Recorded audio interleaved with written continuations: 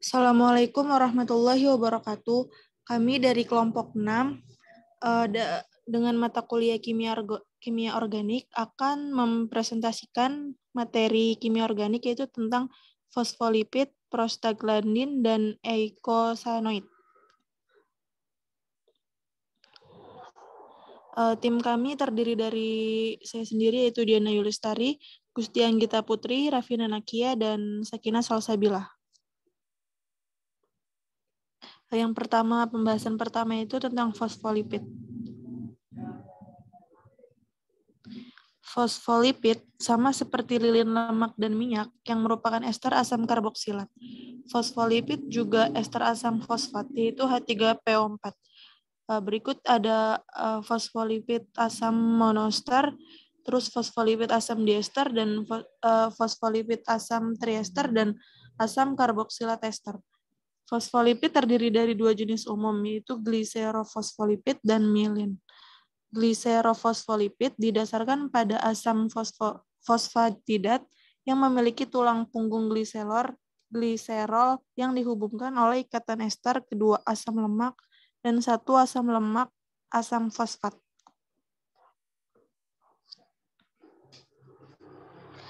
Meskipun residu asam dapat berupa salah satu dari C12 sampai C20 unit, biasanya hadir dalam lemak. Gugus asil pada C1 biasanya jenuh dan yang di C2 biasanya tidak jenuh.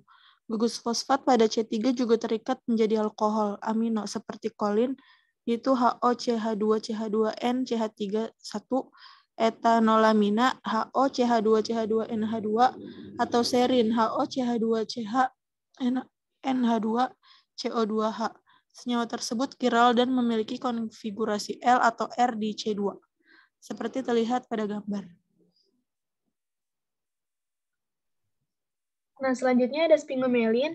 Sphingomyelin adalah kelompok utama fosfolipid yang kedua. Senyawa ini memiliki sphingosine atau dihidroksiamina yang terkait sebagai tulang punggung atau komponen utama pada struktur sphingomyelin. Senyawa ini sangat melimpah keberadaannya di otak dan jaringan saraf, yang di mana senyawa ini merupakan konstituen utama dari lapisan di sekitar serabut saraf.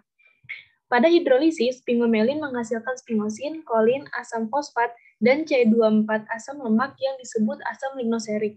Dalam sphingomyelin, komponen terakhir terikat pada kelompok NH2 dari sphingosine. Turunan sphingosine lainnya adalah cerebrosid. Cerebrosid yang ditunjukkan pada gambar di bawah ini adalah contoh glikolipid. Glikolipid memiliki gugus polar yang disumbangkan oleh karbohidrat. Mereka tidak menghasilkan asam fosfat atau kolin ketika dihidrolisis. Fosfolipid ditemukan secara luas di jaringan tumbuhan dan hewan dan membentuk sekitar 50% sampai 60% dari membran sel.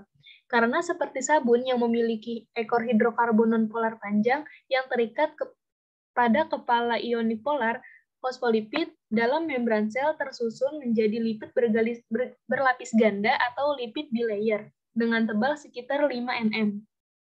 Pada gambar di atas, ekor nonpolar berkumpul di tengah, di antara dua lapisan dengan cara yang sama seperti ekor pada sabun berkumpul di tengah misel. Dua lapisan ini berfungsi sebagai penghalang lewatnya air, ion, dan komponen lain yang keluar masuk dari sel. Selanjutnya ada mengenai prostaglandin dan juga eikosanoid. Prostaglandin merupakan sekelompok lipid C20 yang mengandung cincin beranggota 5 dengan 2 rantai samping panjang. Prostaglandin pertama kali diisolasi pada tahun 1930 oleh Ulf von Euler di Institut Karolinska di Swedia. Nama prostaglandin berasal dari fakta yang menunjukkan bahwa senyawa tersebut pertama kali diisolasi dari kelenjar prostat pada domba. Dan kemudian terbukti bahwa benar prostaglandin ada di dalam semua jaringan dan juga cairan tubuh dalam jumlah yang kecil.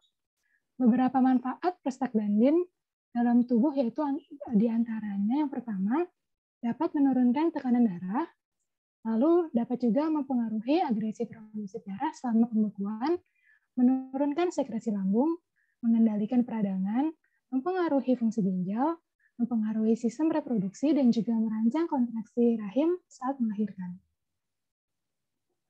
Selanjutnya, prostaglandin bersama dengan senyawa yang terkait yang disebut romoksan dan leukotriene dapat membentuk kelas senyawa yang disebut eukasanoid karena mereka diturunkan secara biologis dari asam 5, 8, 11, 14 eukatetraenoik atau asam arakidonat. Prostaglandin atau PG memiliki cincin siklopentana dengan 2 rantai samping panjang. Dan juga tromboksan atau TX memiliki cincin beranggota 6 yang mengandung oksigen. Serta leukotriene atau LT bersifat asiklik. Penamaan eukasanoid didasarkan pada 3 sistem. Yang pertama, sistem cincinnya atau di sini ada prostaglandin atau PG, tromboksan atau TX, dan juga leukotriene atau LT. Yang kedua, berdasarkan pola substitusi, dan yang ketiga berdasarkan jumlah ikatan rangkap. Berbagai pola substitusi pada cincin ditunjukkan dengan huruf pada gambar di samping, dan jumlah ikatan rangkap ditunjukkan dengan subskrip. Dengan demikian, PGE1 adalah prostaglandin dengan pola substitusi E, dan 1 ikatan rangkap. Penomoran atom dalam berbagai eikosanoid sama seperti pada asam arikidonat, dimulai dengan karbon CO2H sebagai C1, lalu berlanjut di sekitar cincin, dan diakhiri dengan karbon CH3 di ujung lain rantai sebagai C20. Di sini ada gambar mengenai sistem nomenklatur untuk eukasanoid.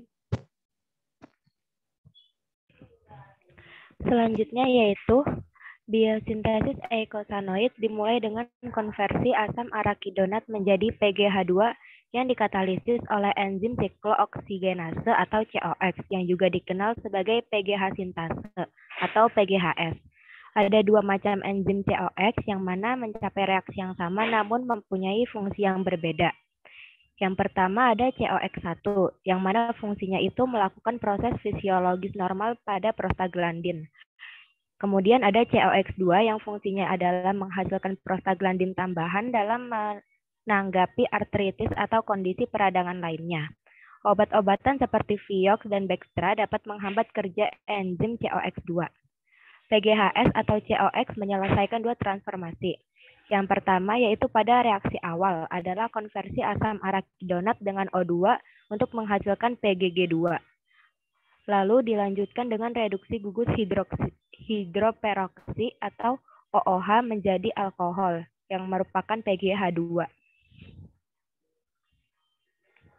Next. Pada proses lebih lanjut, PGH2 akan diubah menjadi eikosanoid lainnya. Contohnya pada konversi PGH2 menjadi PGE2.